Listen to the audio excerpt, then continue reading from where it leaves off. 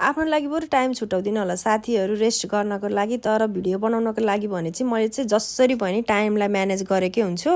एउटा दिदीको भिडियोमा चाहिँ कर्कलै पकाएको भिडियोमा पनि मिलियन भ्युज गएको थियो कि, अनि मैले पनि आज कर्कलो पकाउन थालेको थिएँ, अनि त्यही भएर यसो म पनि भिडियो बनाइहालौँ न त भनेर भिडियो बनाउँदैछु साथीहरू। मलाई नि कर्कलो भनेपछि चाहिँ एक थाल भात रुच्छ।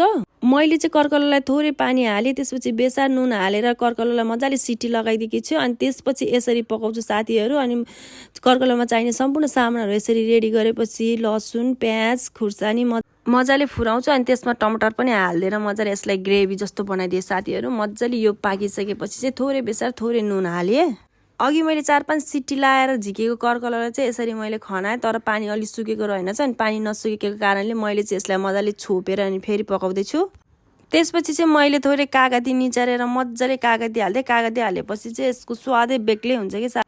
कागती हालेपछि त्यसलाई मजाले छोपिदिएर अनि म यतापट्टि चाहिँ चिप्ली भेन्डी काट्दैछु साथीहरू। अनि कर्कलो मात्रै त हुँदैन, तरकारी पनि पकाउनै पर्यो, त्यो चाहिँ एकदम हामीले दाल जस्तै लाग्छ कि कर्कलो चाहिँ मलाई। अनि यहाँ चाहिँ टक्क लाएर मैले चाहिँ चिप्ली भेन्डी मजाले फ्राई गर्ने निर्णय गरेकी छु। अनि मैले फ्राई गर्दा चाहिँ के हालेँ त, थोरै ज्वानो मेथी हालेर अनि त्यो चिप्ली भेन्डीलाई चाहिँ मजाले पर्पुर भुटेछु।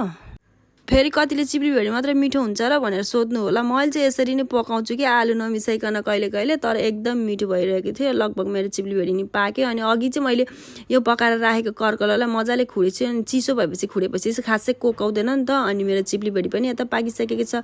सुरुमा मेरो छोरोलाई दिएको खानालाई हेर्नु न साथीहरू, यति खुसी भएर यति मजाले खाइदिन्छ कि कर्कलो बनाएको दिन उसको त फेभरेटै भन्छ। जतिखेर नि साग र कर्कलो चाहिँ उसको लागि फेभरेटै हो। अनि म मजाले भात खान्छु है भनेर एक थाल भात खाइसकेँ छिन्। त्यसपछि यता मलाई पनि यस्तो भोक लागिरहेको थियो, अनि फोटो मात्रै तर्साएर त भएन, अब म पनि खाना खान्छु भनेर खान लाग्यो। मैले पनि मजाले खाएँ साथीहरू।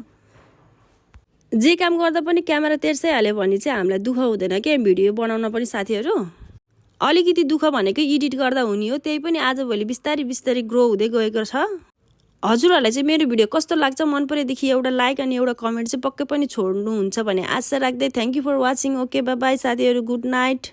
भिडियो चाहिँ जहिले पोस्ट गरे पनि गुड नाइट भनिदिइहालेँ साथीहरू, तर के गर्नु यो बेलुकाको साँझमा मैले भिडियो एडिट गरेको भएर हजुरहरूलाई गुड नाइट भनेको हो। भिडियो चाहिँ जुन बेला पनि पोस्ट हुनसक्छ, त्यसैले माइन्ड नगरिदिनु होला।